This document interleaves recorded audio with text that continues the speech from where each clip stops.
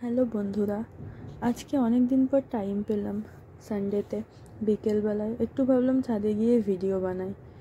অনেকগুলো রিল করলাম, তারপর দেখো এই জামা কাপড় তুলছি।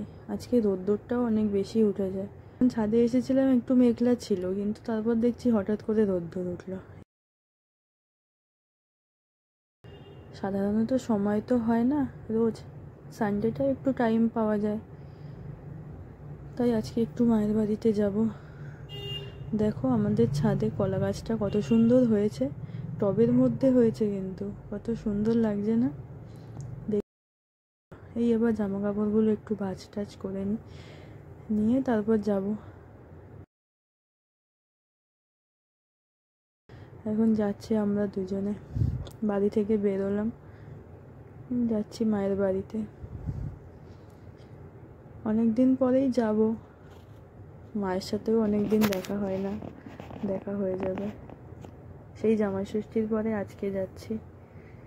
মা সবসময়ই বলে আয় আয় আয়, আর যাওয়া হয় না, তো আজকে যাচ্ছি, একটু দেখা করে আসি। তো আজকের ভিডিওটা এইটুখানি, টাটা।